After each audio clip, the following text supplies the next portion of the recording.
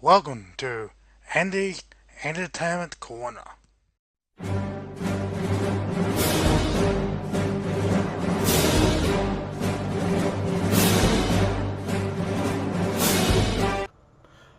Hello, everyone.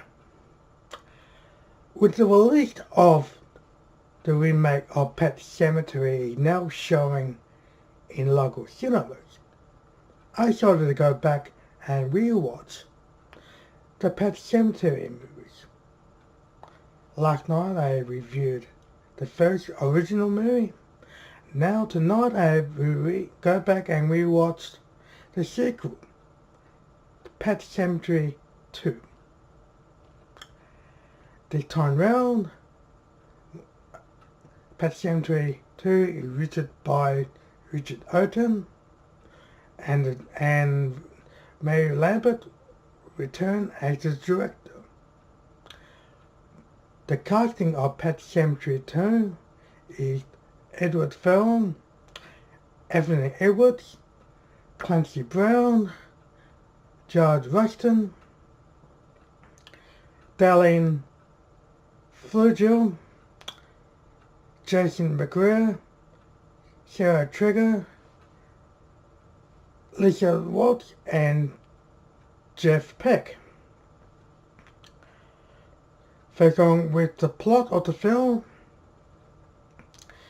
a teenage boy and his family move to his recent deceased mother's hometown, where they encounter the ancient native cemetery with the power to raise the dead. First, like with other previous reviews I have covered, which are likes, disappointments, and dislikes. First, I'll start with likes. I found this time round that Mary Lambert did a much more solid job in directing. The actual editing of the film is much better. The pacing is better.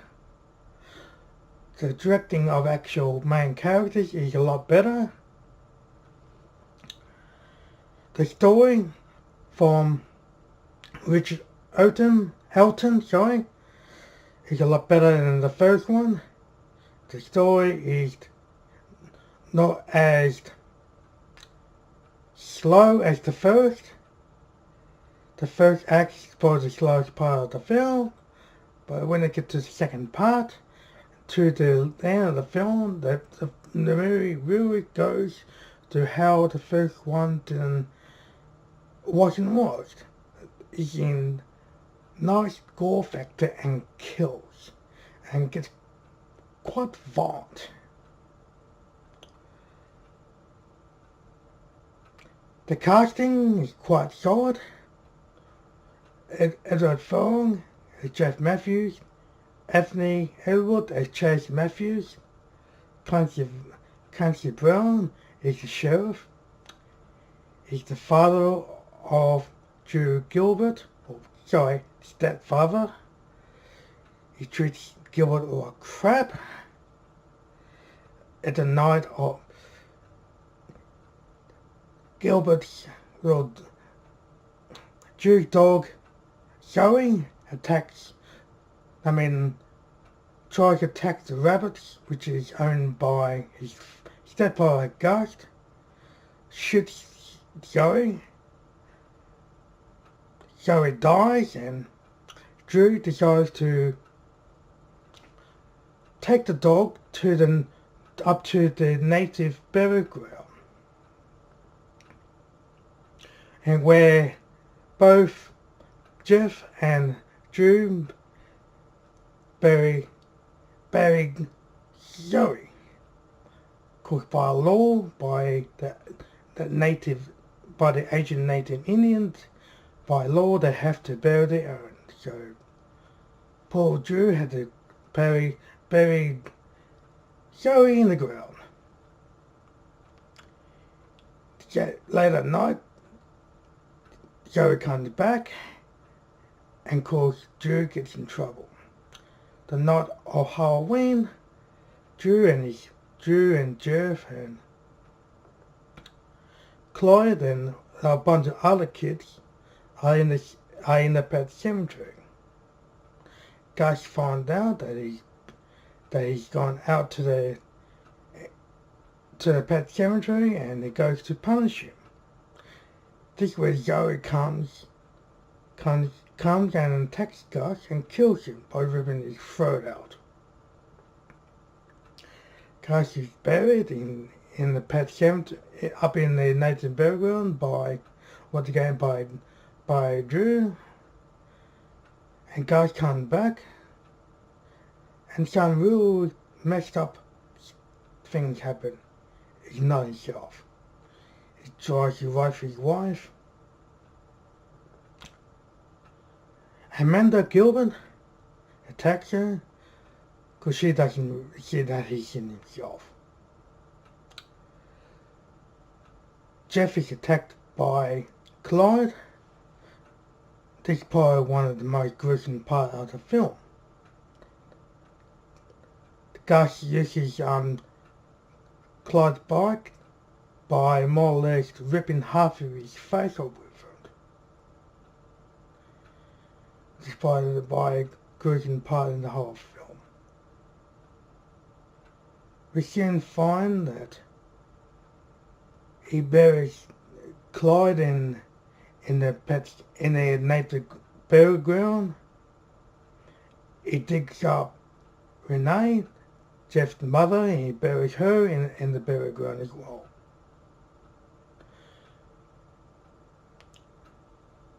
Chase goes to encounter Gus in his house to go have a fight. Gus attacks Chase with a drill into his arm, and Clyde ends up killing Gus by a bullet for the head. Cook Judd Rustin is Clyde. He might call him the bully of the town. For some reason, he doesn't like Jeff very much, or even Drew. He attacks Jeff. Of course, he dies by the hand of Gus. He comes back later as a zombie. Attacks Jeff once again. With the house is burning down, which started by Renee. He ends up having his head blown off by electricity, by the second most gruesome part of the film. But it kind of cut away when the head explodes. And Jeff gets covered with blood and gore. Darlene Flugel is played by Renee Hello. We see her death at the start of the film. She was an actress, and the death was caused by electricity. Because we know that Gus takes your body from the cemetery and gets Jeff to bury her in the ancient burial ground. When she comes back to Jeff thinks she's back and going to be his mum once again, but she turned out not her original self. And she tried to burn down the house with Jeff and his father in it. She ends up melting and turned to a burnt crisp skeleton with the fire all around her. That's also quite gory to see her face all melting and dripping and stuff. Jason McGraw as Drew, like I mentioned, he became friends with Jeff, which formed a great chemistry together, to form a good friendship together. poor kid lost his dog by his stepfather Gus by shooting it. He ended up had to bury his dog in the ancient burial ground who comes back.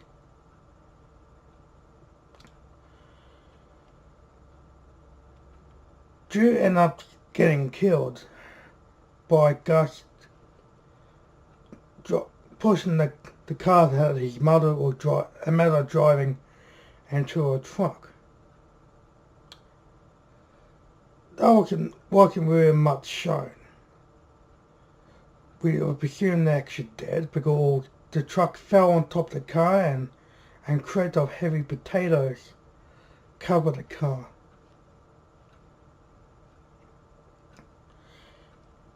Sarah Trigger, played by Marjorie. She's a minor character of the film. She's only in a few scenes. Her death is actually off screen at first. When Chase comes up to the attic of his house and finds her body. But we find out how she died. This is her left part of her face was ripped, eyeball was, and the eyes was torn open with the piece of charred glass the size of a temple by look, I guess in the temple or side of the head. That's quite bloody. Now Lisa Watts as Amanda Gilbert. She's the mother of Jeff and wife of Gus. She's a difficult mother to Drew, worried about him, tells him that he's the kind to come home at a particular time. She was quite shocked when she found that Gus shot poor Zoe. And she more punished Drew to keep him in. Because she let him out to go to the Halloween party. Her death occurs, but as the same matter with her son Drew. But Gus driving the car, forcing the car into a truck.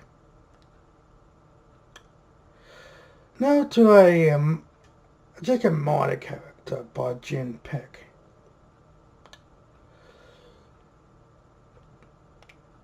Chase goes to visit him and asks him about a particular cat, which turns out to be Church. Yes, throwback to the first film. And he tells him that the cat came back to life. And all things happen to the family and stuff. Okay, with the gore effect and deaths, there's more than the first one. We start off with Renee getting electrocuted and we see the side of her face all melted onto the side of the metal. And she comes back to life and once again we see her death as she melts into I see her whole face melt and she started to melt away and eventually returns to a skeleton. Gus gets killed by Zoe by having his neck ripped off, and he comes back, and there's some disturbing stuff like getting poor rabbits and killing Clyde with a motorcycle by ripping the part of his face off. That's on screen, which is pretty cool. One of the best kills in the film, which is actually fully shown. He ends up dying by a shot in the head by a Chase. We see the top of the back of his head all open up, revealing his brains. We already talked about Clyde. death. He had his part of his face ripped off by the motorcycle, which as the guys, when the guys killed him. When he returned back to life, he attacks Jeff, and his death occurs by having his head explode. It's basically goes off screen for a second. Then we eventually see what occurred. The entire head exploded, with the entire thing all open up, and Jeff gets covered by his brains. Marjorie's death is off screen, which is disappointing. We come to her face and we see that her part of her eyeball was all sliced open, when the eyeball, and we see the shard of glass in her head.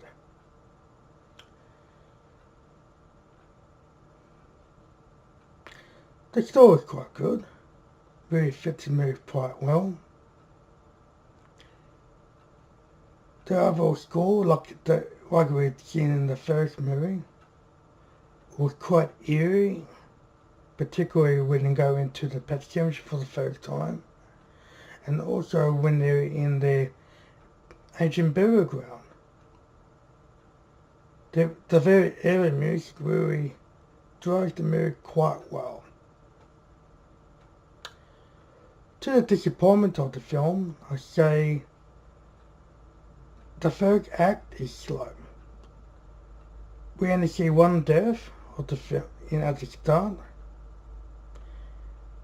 but the story is very heavy story driven. There's a lot of talking and some boring and stuff, as in Claude Stills, Jeff Cat, and taking up to the Pet Cemetery. There was no death in the film we don't actually see. When Zoe escapes, a mother and two daughters go in and find a cage full of dead kittens. It's bloody, but we don't actually see it happen.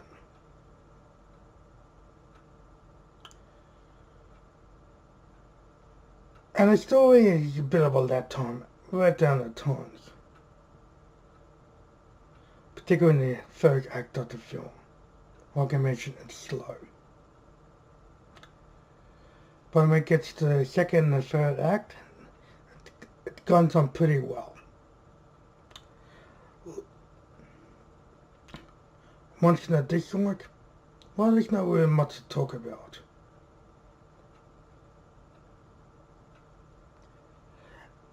Onto my verdict of the film.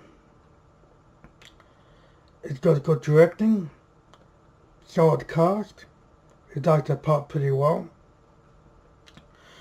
It got nice gore,